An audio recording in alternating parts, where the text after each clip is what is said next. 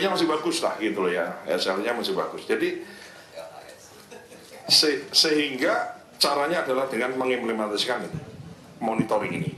Sistemnya sudah ada 7 modul ya, dari mulai modulnya macam-macam, dari mulai proses makan, termasuk juga memastikan siapa yang makan, NIK-nya berapa, sekolahnya di mana, itu ada. Dan kami sedang menyiapkan sistem, kami kemarin sudah sampaikan di publik, insya Allah mungkin doakan bisa segera, saya paham ekspektasi publik sangat mengharapkan ini segera bisa kita bereskan.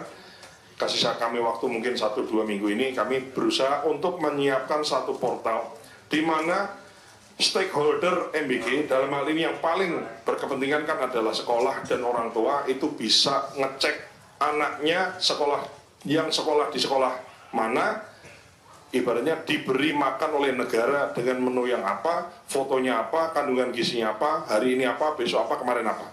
Itu kami siapkan itu untuk sebagai transparansi, termasuk alamat makanan itu dimasak di SPBG, alamatnya mana, kepala SPBG-nya siapa. Jadi kita ingin memberitahu kepada yang sangat berkepentingan, dalam ini paling berkepentingan kan orang tua ya. Anak ditimang-timang ini, sebetulnya anak saya sekolah ini sama negara diberikan layanan makanan yang seperti apa. Nah ini jangan sampai kemudian ada timbul-timbul interpretasi yang berbeda-beda, kemudian di-upload di sosial media jadi misleading. Jadi kami menyiapkan itu. Trust is good, control is better, untuk bagaimana memastikan SPBG dan semua tim dapur memastikan menunya bagus, gizinya cukup, diterima dengan baik oleh penerima manfaat, dan kemudian proses ini betul-betul secara kualitas dan kuantitasnya bisa dipertanggungjawabkan. Persoalan ketiga adalah menyelesaikan persoalan kolaborasi, komunikasi, dan dukungan publik. Jadi di sini kami memastikan bahwa Badan Gizi Nasional, semua perangkatnya dari mulai saya sebagai kepala, waka, dan seluruh perangkat di bawah, di pusat maupun di daerah, membuka diri komunikasi dengan semua pihak, khususnya badan kementerian lain, pemerintah daerah, dinas-dinas, dan melibatkan lebih banyak instrumen penyelenggara negara, ya baik di pusat maupun daerah, untuk kita sama-sama bereskan ini semua. Saya paham rakyat sangat menginginkan ini segera. Nah, kita kasih waktu sedikit ya. Kita akan bekerja keras dan kita akan bereskan. Tadi sudah ada beberapa tenggat waktu dalam seminggu ini ngapain, kemudian bulan depan apa, dan seterusnya, termasuk pemutakhiran data. Tambahan Pak Menko, mungkin saya perlu sampaikan bahwa kami di rapat ini sudah dipaparkan oleh Menteri Kesehatan daerah-daerah mana yang memang memerlukan sentuhan gizi segera, di mana angka stuntingnya tinggi, maka kami akan memprioritaskan bagaimana berdasarkan data itu kami cek mana kalau sudah ada dapur yang memang sudah dibangun, segera untuk kami bisa operasionalkan. Kalau memang belum, kemudian kita akan, intinya kita fokus yang sudah jalan kita bereskan, bersih, mantap, bagus, nggak ada hengki-pengki, beres semua, menu bagus, terlaksana dengan baik dan tersistem, sambil kita pikirkan dan kita laksanakan yang memang butuh dan betul-betul membutuhkan sentuhan gizi tadi. Ya, jadi sudah ada yang merah-merah gitu di Papua, di NTT, termasuk juga beberapa daerah di pulau lain, ada di Sumatera, ada sebagian di Jawa saya lihat tadi. Nah itu bagaimana segera? Itu adalah daerah-daerah yang sangat membutuhkan sentuhan gizi langsung kepada masyarakat, kepada anak-anak kita. Ya, saya kira itu Pak, izin mungkin dari kami. Terima kasih Mas Dar. Terima kasih Pak Menkes, silakan. Terima kasih Pak Menko, Pak Kepala BGN, nanti sekalian hadirin, Assalamualaikum warahmatullahi wabarakatuh. Yang saya ingin sampaikan nomor satu adalah bahwa di mata Kementerian Kesehatan, masalah gizi adalah salah satu masalah utama kesehatan. Jadi kalau program ini berhasil, banyak sekali masalah kesehatan yang bisa selesai. Saya kasih beberapa data. 4 desil terbawah berdasarkan data Susenas 2024 sekitar 1,5 juta sampel itu kekurangan gizi. Ya. Jadi kalau 1 desil itu 10%, 28 juta, 4 desil itu 100 juta masyarakat Indonesia. Data Susenas kita terakhir itu kekurangan gizi. 100 juta. Jadi 28 kali 4 Pak ya, 100 juta lebih. 100 berapa juta? 24 juta. 100 juta lebih, 28, 10%, 1 desil 28 juta. Jadi kali 4. 112 juta. Betul. Nah, itu nomor 1. Nomor 2, Bapak Ibu tahu stuntingnya kita kan di kisaran sedikit di bawah 20%. 20% dari 25 juta, Bapak tahu tuh kira-kira berapa angkanya. Itu juga kekurangan gizi, dan gizi ini berpengaruh untuk masa depannya dia. Yang ketiga, hasil cek kesehatan gratis kita udah keluar. Sampai dengan SMA, itu sebagian besar anak-anak gizi kurang. Ada catatan sedikit. Yang gizinya lebih juga ada. Terutama kalau SMA ke atas dan dewasa, di perkotaan gizinya lebih, itu juga tidak baik. Ya, tapi sebagian besar masih gizinya kurang. Oleh karena itu saya ingin tekankan, program ini sangat bagus di mata Kementerian Kesehatan. Program Bapak Presiden ini sangat bagus. Kita mengakui bersama Kepala BGN bahwa ada kekurangan implementasinya. Ya. Nah, itu yang saya terima kasih sekali Kepala BGN sudah mau melibatkan kita. Ada 3 hal yang saya ingin sampaikan di sini. Nomor 1, sebelum 5 Agustus, Kementerian Kesehatan dan BGN akan duduk bersama dengan ahli-ahli gizi terkemuka Indonesia. Sudah ada daftaran di Kementerian Kesehatan. Kita akan duduk menentukan 2 hal. Nomor 1, targetnya ini kita mau refine. Sekolah mana yang mau dikasih, usia mana, SD-nya di mana, lokasinya di mana, fokusnya ke daerah stunting, dan lain sebagainya. Ibu hamil yang bagaimana, balita gimana. Itu kita harapkan tanggal 5 Agustus sudah selesai, semua ahli gizi memberikan masukan ke Kementerian Kesehatan dan BGN. Untuk 1 tentukan target, yang 1B-nya menentukan standarnya. Karena standarnya ini rame. Mau kasih kacang, mau kasih susu, mau kasih apa, itu nanti masuk. Saya sangat yakin dengan stylenya Kepala BGN yang baru ini, dia akan cepat gercep itu beresin itu dengan tegas. Ya, sehingga berikan kesempatan kita untuk memperbaiki program yang sangat, menurut saya sangat penting buat kesehatan ini. Yang nomor 2 yang akan kita lakukan, karena beliau mau cepat, khusus untuk stunting. Beliau tuh sudah punya beberapa SPPG. Pak, ini mau dibuka apa enggak? Mau dibuka apa enggak? Berapa belas ribu? 13 ribuan. Nah, kita udah lihat, Pak, ini ada petanya nih. Yang stunting itu saya baru WA, termasuk sampai lokasi-lokasinya udah ada tuh, kabupaten kotanya. Itu nanti akan segera diputuskan oleh Bapak Kepala BGN sebelum tanggal 5. Segera SPPG yang udah siap itu dibuka langsung di daerah-daerah yang memang stuntingnya tinggi. Itu kesepakatan kita yang kedua.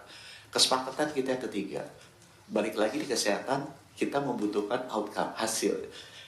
Gizinya kan mesti membaik, mesti sehat. Nah, kita sudah setuju dengan Kepala BGN, kita akan melakukan analisa atau melakukan riset outcome-nya. Sekarang kita udah mulai kecil-kecilan, cuma masih belum bersama. Nanti kita akan bersama lakukan. Semua anak yang stunting, kita ada by NIK, by name, by address, sudah ada. Kita tag, dia dapat MBG apa enggak. Kita akan bisa ikuti setiap bulan, karena bersangkutan ditimbang di posyandu. Benar-benar naik kan? Kalau nggak naik kita tahu, oh ini tadi dikasihnya karbohidrat semua. Pada anak-anak itu kan butuhnya protein hewani. Nah, itu bisa perbaiki. Kita akan lakukan nanti untuk seluruh sekolah. Saya udah ngomong sama Pak Mendikbud. Semua sekolah ada UKS, sekarang CKG setahun sekali ditimbang. Saya lagi lobby ke beliau, boleh nggak setahun 2 kali? Jadi bisa ada waktu cukup untuk kita feedback balik ke BGN. Pak, yang sekolah ini Bapak kirim baik, tapi kok yang ininya, yang kondisinya nggak membaik-membaik. Sehingga kita bisa melakukan perbaikan policy atau intervensi program berbasis data. Jadi 3 itu ya. Yang pertama, dan semuanya sebelum tanggal 5. Sebelum tanggal 5 kita harus duduk dengan semua ahli gizi untuk memberikan masukan mengenai lokasi, perbaikan pemilihan lokasi, targeting, dan juga standar makanannya. Nomor 2, sebelum tanggal 5 kita akan memutuskan Pak Kepala BGN segera membuka SPPG di daerah-daerah yang stuntingnya tinggi. Dan yang ketiga, sebelum tanggal 5 kita akan segera memutuskan bagaimana kita melakukan riset dengan lembaga-lembaga atau universitas melihat hasil outcome-nya untuk seluruh penerima SBG. Terima kasih Pak. Baik. Pak Menak silakan Pak. Prof. Nazarudin. Assalamualaikum warahmatullahi wabarakatuh. Pertama-tama saya memberikan apresiasi yang cukup kepada pengelola MBG yang baru ya, walaupun berhitung hanya beberapa hari, tetapi kami merasakan adanya perubahan data yang sangat relevan dengan data yang kami miliki dibandingkan dengan sebelumnya. Nah, saya anggap ini satu hal yang sangat prestisius ya, karena dalam waktu yang sangat singkat kita bisa melakukan pencocokan data. Dan dengan demikian, kalau data kita tepat, maka saya kira gampang sekali kita mengurai permasalahan. Tapi kalau datanya tidak valid, itu pasti susah untuk menyelesaikan persoalan. Nah, kemudian kita berharap dalam waktu yang sangat singkat ini juga ada target-target untuk kita lakukan kerjasama kami Kementerian Agama dengan pondok pesantrennya, dengan madrasahnya, dan kelompok-kelompok agama-agama lainnya, insya Allah akan lebih proaktif untuk bekerjasama dengan lembaga-lembaga kita nanti ya, dan insya Allah diharapkan persoalan-persoalan yang dihadapi, terutama di pondok pesantren ya. Pondok pesantren ini kan boleh dikatakan mungkin yang paling memerlukan sentuhan, tapi ternyata baru 1% yang bisa tersentuh oleh pondok pesantren ini. Dan terima kasih kepada Pak Menko berusaha untuk proaktif juga untuk menyelesaikan persoalan-persoalan yang sangat basic ini. Terima kasih. Pak Wiyaji.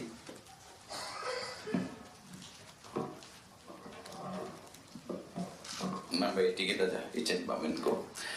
Teman-teman, tentu kita terima kasih hari ini ada tenaga yang luar biasa, Pak Kepala Bagian baru ini orang lapangan. Jadi insya Allah nanti solusinya insya Allah cepat, dan berdasarkan rapat-rapat tadi juga cepat. Berdasarkan kewenangan tata kelola MBG khusus di Kementerian Kependudukan dan Pembangunan Keluarga, ngurusi distribusi MBG khusus 3B, ibu hamil, ibu menyusui, dan balita non PAUD. Per hari ini Bapak sekalian sudah ada 128.000 dari tim pendamping keluarga yang mendistribusikan MBG 3B.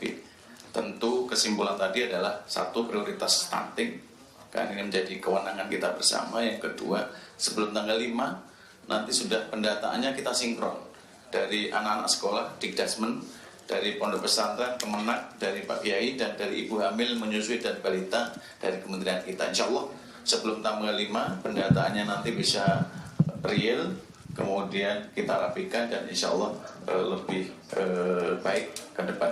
Saya kira itu tambahan saja. Saya kembalikan ke Pak Menko. Terima kasih. Pak Wamen Dignas. Jadi waktu sampai tanggal 5 dijelaskan. Terima kasih Pak Menko, Pak Menteri, dan Pak Kepala yang saya hormati. Jadi sesuai penugasan menurut PP 115 terkait tanggung jawab kami di Kemendikbud, memang kita akan melakukan sinkronisasi dan integrasi data. Sebagaimana tadi arahan dari Pak Menko dan Bapak Kepala, kita akan selesaikan di Agustus paling cepat begitu. Dan yang kedua, dari total jumlah siswa se-Indonesia sudah 80% ya, siswa Indonesia sudah penerima manfaat MBG ini. Dan kita berharap ke depan itu sasarannya lebih berkualitas dan menyasar memang daerah-daerah yang menjadi concern kita. Kita Pak Menteri yang menyampaikan daerah 3T yang tingkat stuntingnya juga tinggi. Dan bagi daerah-daerah yang belum menerima manfaat MBG ini, Pak Bapak Kepala, kami terus melakukan sosialisasi dan edukasi gizi buat sekolah, karena kita ingin pemanfaatan MBG ini juga diiringi dengan budaya hidup yang sehat dan bersih. Jadi intinya kami memberikan penuh terhadap pelaksanaan MBG. Terima kasih.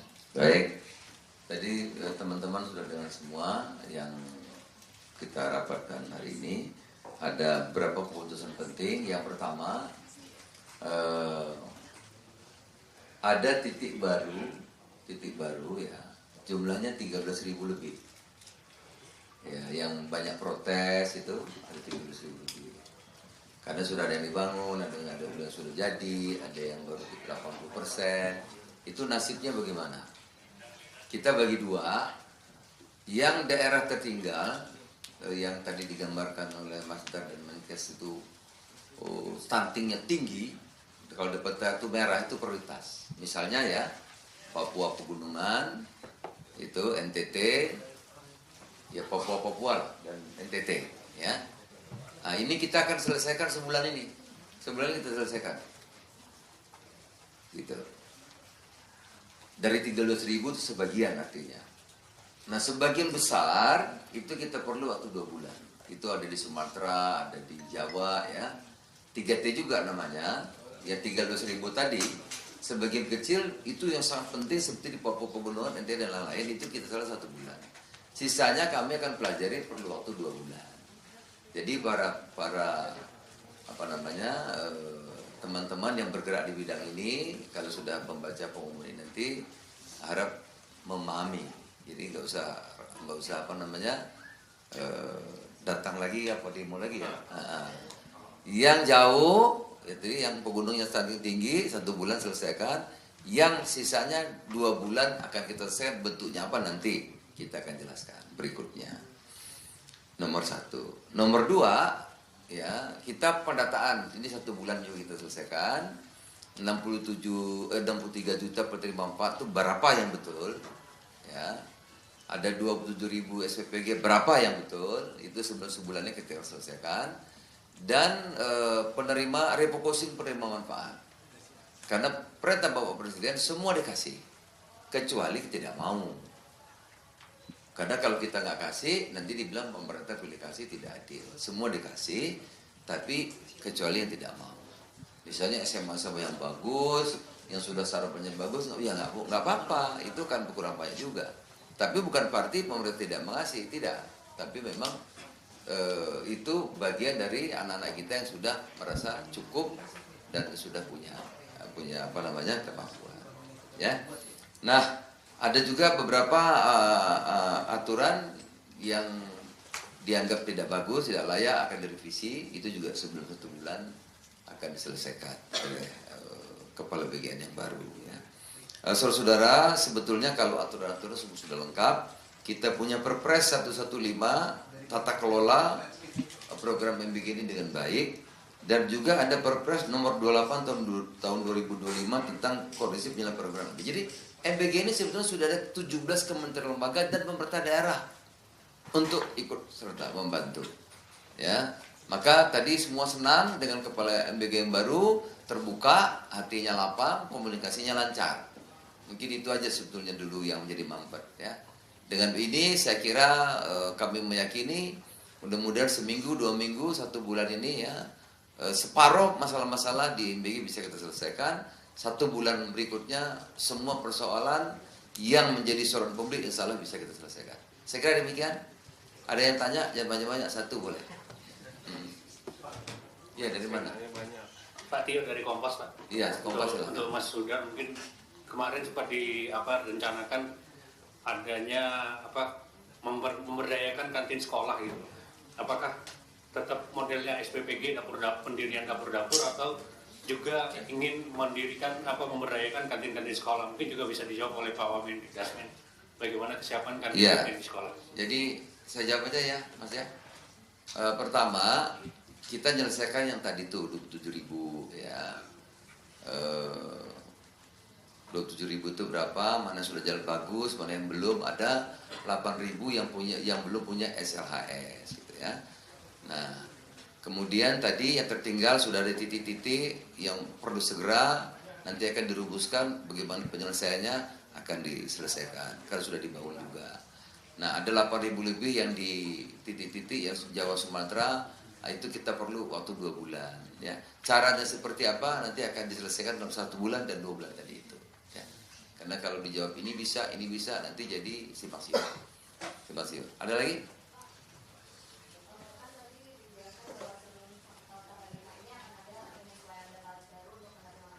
Ya.